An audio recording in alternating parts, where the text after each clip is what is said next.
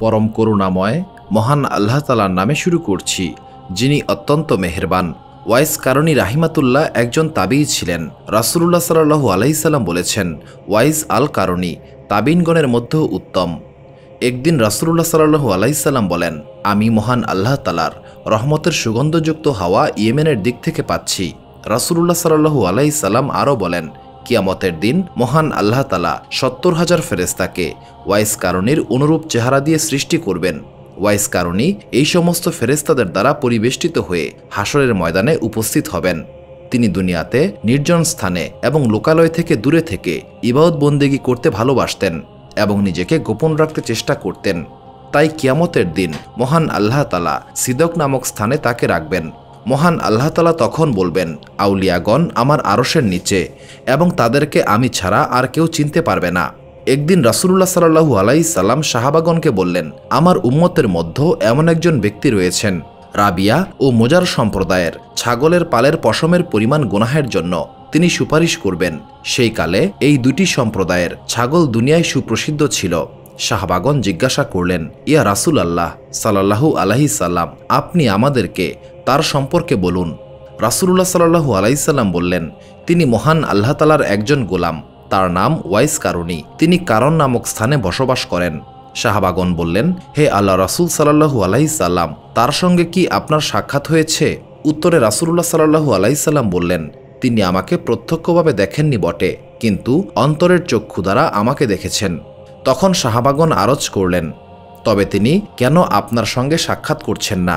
উত্তরে রাসূলুল্লাহ সাল্লাল্লাহু আলাইহি সাল্লাম বললেন, তিনি দুইটি কারণে এখানে আসতে পারছেন না। প্রথমত, তিনি মহান আল্লাহ তাআলা এবং তার রাসূলের প্রতি ভক্তিতে মশগুল থাকেন। দ্বিতীয়ত, তিনি শরীয়তের হুকুম একমনে পালন করেন। তার মা অন্ধ এবং হাত পা অচল। তার মায়ের ভরণ পোষণের ভার তার উপর। উট চড়িয়ে তিনি নিজের ও মায়ের ভরণ পোষণের ব্যবস্থা করেন। অতঃপর রাসূলুল্লাহ সাল্লাল্লাহু আলাইহি সাল্লাম বলেন, আমি তাকে দেখব না। হযরত আবু বকর সিদ্দিক রাদিয়াল্লাহু তাআলা আনহুকে লক্ষ্য করে বললেন, তুমিও তাকে তোমার জীবনকালে দেখবে না, কিন্তু ওমর ফারুক রাদিয়াল্লাহু তাআলা আনহু ওয়াইস কারণীকে দেখতে পাবে।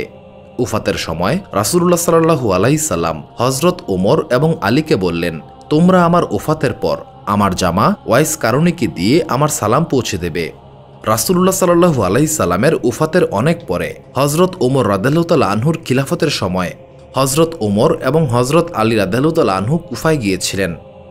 সেখানে খুতবার মধ্যে হযরত ওমর রাদিয়াল্লাহু তাআলা আনহু সমবেত লোকদেরকে উদ্দেশ্য করে বললেন, হে কুফাবাসীগণ, তোমরা কি ওয়াইস কারণীর সন্ধান দিতে পারবে? তারা উত্তরে বলল, সে একজন পাগল ব্যক্তি, সে লোকালয়ে বসবাস করে না, জঙ্গলে উট চড়িয়ে থাকে, দিন শেষে মাত্র একবার শুকনো রুটি আহার করে। মানুষ যখন হাসে সে তখন কাঁদে, মানুষ কাঁদলে সে হাসে। এরপর হযরত ওমর এবং হযরত আলী রাদিয়াল্লাহু তাআলা আনহু ওয়াইস কারণীর ঠিকানা নিয়ে সেই উদ্দেশ্যে রওনা হলেন। সেখানে গিয়ে তারা তাকে নামাজরত অবস্থায় দেখতে পেলেন। ওয়াইস কারণী লোক আগমনের শব্দে নামাজ সংক্ষিপ্ত করলেন এবং সাহাবাগণকে সালাম দিলেন। হযরত ওমর রাদিয়াল্লাহু তাআলা আনহু সালামের জবাব দিয়ে তার নাম জিজ্ঞাসা করলেন। তিনি বললেন, আমি মহান আল্লাহ তাআলার একজন দাস। হযরত ওমর রাদিয়াল্লাহু তাআলা আনহু বললেন, আমরা সবাই মহান আল্লাহ তাআলার দাস, আপনার প্রকৃত নাম কি? তিনি বললেন, আমার নাম ওয়াইস কারণী। হযরত ওমর রাদিয়াল্লাহু তাআলা আনহু বললেন, আমি আপনার ডান হাত দেখতে চাই। ওয়াইস কারণী নিজের ডান হাত দেখালেন। প্রিয় নবী সাল্লাল্লাহু আলাইহি সাল্লামের নসিহত অনুযায়ী তার ডান হাতে সাদা চিহ্ন দেখতে পেয়ে হযরত ওমর রাদিয়াল্লাহু তাআলা আনহু তার হাতে চুমা খেলেন এবং বললেন, রাসূলুল্লাহ সাল্লাল্লাহু আলাইহি সাল্লাম আপনাকে সালাম জানিয়েছেন এবং নিজের জামা মুবারক আপনাকে দান করেছেন এবং তার উম্মতের জন্য দোয়া করতে বলেছেন। উত্তরে ওয়াইস কারণী রাহিমাতুল্লাহ বলেন, দোয়ার জন্য তো আপনারাই সর্বশ্রেষ্ঠ এবং উপযুক্ত। হযরত ওমর রাদিয়াল্লাহু তাআলা আনহু বললেন, আমরা তা করছি, কিন্তু আপনি রাসূলুল্লাহ সাল্লাল্লাহু আলাইহি সাল্লামের নির্দেশ পালন করুন। তখন হযরত ওয়াইস কারণী বললেন, হে ওমর, আপনি বিশেষভাবে বিবেচনা করে দেখুন, রাসূলুল্লাহ সাল্লাল্লাহু আলাইহি সাল্লাম যার কথা বলেছেন তিনি হয়তো অন্য কেউ হবেন। হযরত ওমর রাদিয়াল্লাহু তাআলা আনহু বললেন, আপনার হাতে যে চিহ্নের কথা রাসূলুল্লাহ সাল্লাল্লাহু আলাইহি সাল্লাম বলে গিয়েছেন, আমি সেই চিহ্ন দেখেছি। হযরত ওয়াইস কারণী রাহিমাতুল্লাহ বললেন, তাহলে রাসূলুল্লাহ সাল্লাল্লাহু আলাইহি সাল্লামের জামাটি আমাকে দিন। হযরত ওমর রাদিয়াল্লাহু তাআলা আনহু জামাটি প্রদান করলেন। ওয়াইস কারণী সেটা গ্রহণ করলেন এবং বললেন, একটু অপেক্ষা করুন। এই বলে তিনি সিজদায় পড়ে গেলেন এবং বলতে লাগলেন, হে মহান আল্লাহ তাআলা, আপনার রাসূল আমাকে তার জামা দান করেছেন, আপনি উম্মতে মুহাম্মদীকে ক্ষমা করে দিন। ওয়াইস কারণী এইভাবে সিজদায় পড়ে কান্নাকাটি করতে লাগলেন। এমন সময় হজরত আলী রাদিয়াল্লাহু তাআলা আনহু তার সম্মুখে উপস্থিত হলেন। হজরত ওয়াইস কারণী জিজ্ঞাসা করলেন, আপনারা এখানে কেন এসেছেন?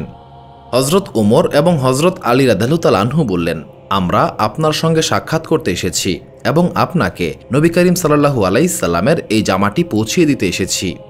তারপর ওয়াইস কারণী নবী করিম সাল্লাল্লাহু আলাইহি সাল্লামের সেই জামাটি পরিধান করলেন এবং বললেন, হে মহান আল্লাহ তাআলা, আপনি বনি রাবিয়া এবং বনি মোজার এই দুইটি সম্প্রদায়ের ছাগলের লোমসমূহের সমপরিমাণ উম্মতকে ক্ষমা করে দিন। হজরত আলী রাদিয়াল্লাহু তাআলা আনহু ওয়াইস কারণীর এই কথা শুনে নির্বাক হয়ে পড়েন। তখনই তার মনে পড়ে রাসূলুল্লাহ সাল্লাল্লাহু আলাইহি সাল্লামের সেই হাদিসের কথা। হজরত উমর রাদিয়াল্লাহু তাআলা আনহু বললেন, হে ওয়াইস কারণী, আপনি কেন রাসূলুল্লাহ সাল্লাল্লাহু আলাইহি সাল্লামের সঙ্গে সাক্ষাৎ করলেন না? উত্তরে তিনি বললেন, আপনারা কি রাসূলুল্লাহ সাল্লাল্লাহু আলাইহি সাল্লামকে দেখেছেন? হজরত উমর রাদিয়াল্লাহু তাআলা আনহু বললেন, আমরা তো সবসময় তার সঙ্গেই থাকতাম। এরপর ওয়াইস কারণী বললেন, সম্ভবত আপনারা তার জুব্বা দেখেছেন। আচ্ছা, আমাকে বলুন তো, তার ভ্রু দুটি সংযুক্ত ছিল নাকি পৃথক ছিল? আশ্চর্যের বিষয়, কেউই এই প্রশ্নের সঠিক উত্তর প্রদান করতে পারলেন না। এরপর ওয়াইস কারণী বললেন, আপনারা কি রাসূলুল্লাহ সাল্লাল্লাহু আলাইহি সাল্লামের বন্ধু ছিলেন? তারা উত্তরে বললেন, রাসূলুল্লাহ সাল্লাল্লাহু আলাইহি সাল্লাম আমাদেরকে বন্ধু মনে করতেন। হজরত ওয়াইস কারণী বললেন, যদি আপনারা প্রকৃত বন্ধুই হতেন, তাহলে শত্রুরা যেদিন তার পবিত্র দাঁত ভেঙে দিয়েছিল, সেদিন কেন আপনারা নিজেদের দাঁত ভেঙে ফেললেন না? এটা কি বন্ধুত্বের প্রকৃত পরিচয়? তারপর তিনি নিজের দাঁত দেখালেন। তার সবকটি দাঁতই ভাঙা ছিল। তিনি বললেন, আমি রাসূলুল্লাহ সাল্লাল্লাহু আলাইহি সাল্লামকে চর্মচক্ষে না দেখলেও নিজের দাঁত ভেঙে ফেলেছি। কেননা যখন আমি একটি দাঁত ভাঙলাম, তখন সন্দেহ হলো হয়তো রাসূলুল্লাহ সাল্লাল্লাহু আলাইহি সাল্লামের অন্য দাঁত ভেঙেছে। এরপর আমি এক এক করে সমস্ত দাঁতই ভেঙে ফেললাম। ওয়াইস কারণীর এই কথা শুনে হজরত ওমর এবং হজরত আলী রাদিয়াল্লাহু তাআলা আনহুর শরীর কেঁপে উঠল। তারা বুঝতে পারলেন মহান আল্লাহ তাআলার রাসূলের প্রতি তার ভালোবাসা অন্যরকম। তখন তারা পরস্পর বলাবলি করতে লাগলেন, ইনি রাসূলুল্লাহ সাল্লাল্লাহু আলাইহি সাল্লামকে দেখেননি, অথচ তার প্রতি এ কেমন ভালোবাসা। হজরত ওমর রাদিয়াল্লাহু তাআলা আনহু বললেন, আপনি আমার জন্য দোয়া করুন। হজরত ওয়াইস কারণী রাহিমাতুল্লাহ বললেন, আমি প্রত্যেক নামাজের তাশাহুদে এই দোয়াই করি, হে মহান আল্লাহ তাআলা, মুমিন বান্দাদেরকে ক্ষমা করুন। হে ওমর, যদি আপনি ঈমান নিয়ে কবরে যেতে পারেন, তখন দোয়া আপনাকে তালাশ করবে। হজরত ওমর রাদিয়াল্লাহু তাআলা আনহু বললেন, আমাকে আরও নসিহত করুন। ওয়াইস কারণী বললেন, হে ওমর, আপনি কি মহান আল্লাহ তাআলাকে চিনতে পেরেছেন? হজরত ওমর রাদিয়াল্লাহু তাআলা আনহু বললেন, রাসূলুল্লাহ সাল্লাল্লাহু আলাইহি সাল্লাম আমাদেরকে চিনিয়েছেন। হজরত ওয়াইস কারণী বললেন, যদি তাকে ব্যতীত অন্য কাউকে না চিনেন, তাহলে সেটাই আপনার জন্য উত্তম। হজরত ওমর রাদিয়াল্লাহু তাআলা আনহু বললেন, আমাকে আরও নসিহত করুন। হজরত ওয়াইস কারণী বলেন, মহান আল্লাহ তাআলা সম্পর্কে আপনার কি স্পষ্ট ধারণা রয়েছে? তখন ওমর ফারুক রাদিয়াল্লাহু তাআলা আনহু বললেন, নবী করিম সাল্লাল্লাহু আলাইহি সাল্লাম আমাদেরকে ধারণা দিয়েছেন। তখন ওয়াইস কারণী বললেন, যদি তিনি ছাড়া অন্য কেউ আপনাকে না জানে, সেটাও আপনার জন্য উত্তম। হজরত ওমর ফারুক রাদিয়াল্লাহু তাআলা আনহু বললেন, আমি কুফার গভর্নরকে নির্দেশ দেব, সে যেন আপনাকে প্রতি মাসে কিছু টাকা দেয়। তখন ওয়াইস কারণী নিজের পকেট থেকে 2টি পয়সা বের করলেন এবং বললেন, আমি উট চড়িয়ে এটা উপার্জন করেছি। যদি আপনি এটা নিশ্চিত করে বলতে পারেন এটা খরচ না করা পর্যন্ত আমি জীবিত থাকব, তবে আপনি আমাকে ভাতার ব্যবস্থা করতে পারেন। তারপর ওয়াইস কারণী বললেন, আপনারা এখন ফিরে যান, কিয়ামত খুব নিকটে, পুনরায় আপনাদের সঙ্গে সাক্ষাৎ হবে, এই ব্যাপারে কোনো সন্দেহ নেই। আমি এখন কিয়ামতের পাথেয় সংগ্রহ করছি। এই বলে ওয়াইস কারণী তাদেরকে বিদায় দিলেন। হজরত ওমর রাদিয়াল্লাহু তাআলা আনহু এবং হজরত আলী রাদিয়াল্লাহু তাআলা আনহু সেখান থেকে মদিনায় চলে গেলেন। এরপর বাকি জীবনে তারা আর ওয়াইস কারণীর সাক্ষাৎ পাননি। হজরত ইবনে জাবান বলেন, যখন আমি ওয়াইস কারণীর কথা শুনতে পেলাম, তখন তাকে দেখার আকাঙ্ক্ষা প্রবল হলো। আমি কুফায় এসে তার অনুসন্ধান করতে লাগলাম। হঠাৎ একদিন তাকে ফুরাত নদীতে উজু করতে এবং কাপড় ধৌত করতে দেখলাম। পূর্বে তার যে সমস্ত লক্ষণের কথা শুনেছিলাম, সেই অনুসারে তাকে চিনতে পারলাম এবং সালাম দিলাম। তিনি সালামের জবাব দিয়ে আমার দিকে চাইলেন। আমি তার সঙ্গে হাত মিলাতে চাইলাম, কিন্তু তিনি আমার দিকে হাত বাড়ালেন না। আমি বললাম, হে ওয়াইস কারণী, মহান আল্লাহ তাআলা আপনার প্রতি রহম করুন এবং আপনাকে ক্ষমা করুন। তার পোশাকের অবস্থা খুবই খারাপ ছিল। তার এমন খারাপ অবস্থা দেখে আমি কেঁদে ফেললাম। আমার কান্না দেখে তিনিও কেঁদে ফেললেন। তারপর বললেন, হে হারম ইবনে জাবান, মহান আল্লাহ তাআলা আপনাকে নেক হায়াত দান করুন। আপনি এখানে কি জন্য এসেছেন এবং কে আপনাকে আমার সন্ধান দিয়েছে? আপনি আমার এবং আমার পিতার নাম কিভাবে জানতে পারলেন? আপনি তো আমাকে আগে কখনো দেখেননি। তখন তিনি উত্তর দিলেন, যার জ্ঞানের অগোচর কিছুই নেই, তিনি আমাকে আপনার সন্ধান জানিয়েছেন এবং আমার রূহ আপনার রূহকে চিনেছে। মুমিনের রূহ মহান আল্লাহ তাআলার সঙ্গেই সংযুক্ত থাকে। এরপর আমি ওয়াইস কারণীকে বললাম, আমাকে মুহাম্মদ সাল্লাল্লাহু আলাইহি সাল্লাম সম্পর্কে কিছু বলুন। ওয়াইস কারণী বললেন, আমি তাকে দেখিনি, তবে তার পবিত্র বাণী অন্যদের নিকট থেকে শুনেছি মাত্র। আমি ফতোয়াদাতা অথবা মুহাদ্দিস হতে চাই না। এটা শুনে আমি বললাম, তাহলে একটু কুরআন সম্পর্কে বলুন। ওয়াইস কারণী বললেন, মহান আল্লাহ তাআলা বলেছেন, আমি জিন এবং মানব জাতিকে শুধুমাত্র আমার ইবাদত করার জন্যই সৃষ্টি করেছি।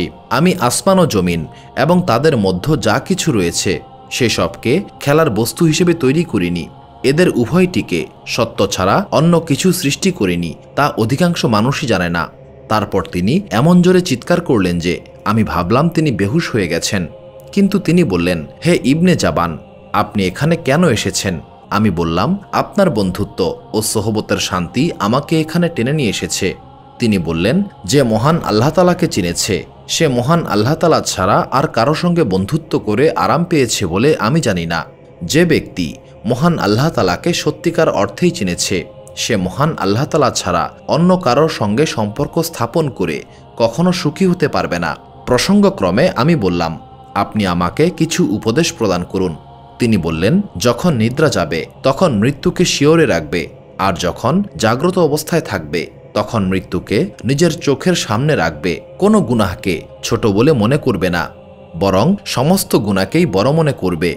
যদি তুমি গুনাহকে ছোট বলে মনে করো তাহলে তুমি যেন মহান আল্লাহ তাআলার সঙ্গে মিথ্যা বললে। এরপর আমি ওয়াইস কারণীকে জিজ্ঞাসা করলাম, আমি কোথায় বাস করব? এই ব্যাপারে আমাকে পরামর্শ দিন। তিনি বললেন, সামদেশে বসবাস করুন। এরপর আমি আবারও প্রশ্ন করলাম, সেখানে আমি কিভাবে জীবিকা অর্জন করব? তিনি আফসোস করে বললেন, যে হৃদয়ে সন্দেহ এত প্রবল, উপদেশে তার কোনো ফল হবে না। আমি বললাম, আমাকে আরও কিছু উপদেশ প্রদান করুন। তিনি বললেন, হে ইবনে জাবান, আপনার পিতার মৃত্যু হয়েছে, এমনকি সর্বশ্রেষ্ঠ মানব মুহাম্মদ সাল্লাল্লাহু আলাইহি সাল্লামও এই দুনিয়া ছেড়ে চলে গিয়েছেন। আমার ভ্রাতা ওমর রাদিয়াল্লাহু তাআলা আনহু মরে গেছেন। এরপর তিনি বললেন, এখন তুমি এবং আমিও মৃতদের দলভুক্ত। এরপর ওয়াইস কারণী নামাজ পড়লেন এবং নামাজ শেষ করে আমাকে কিছু উপদেশ দিলেন। তিনি বললেন, তুমি পবিত্র কোরআন এবং আউলিয়াগণের পথ অনুসরণ করবে, এক মুহূর্তের জন্যও মৃত্যুর কথা বিস্মৃত হবে না। হে জাবানের পুত্র, তুমি আমাকে দোয়া করবে এবং আমিও তোমাকে দোয়া করব। খাঁটি মুসলিমের যা কর্তব্য তার বিপরীত কিছুই করো না, কারণ তেমন কিছু করলে পথভ্রষ্ট হওয়ার এবং জাহান্নামে যাওয়ার আশঙ্কা রয়েছে। এখন তুমি এই পথে যাও আর আমি অন্য পথে যাই। আমি তার সঙ্গে আরও কিছু দূর যেতে চাইলাম। তখন তিনি নিজেও কাঁদলেন এবং আমাকেও কাঁদালেন। তার দিকে আমি এক দৃষ্টিতে তাকিয়ে রইলাম। তিনি কাঁদতে কাঁদতে অদৃশ্য হয়ে গেলেন।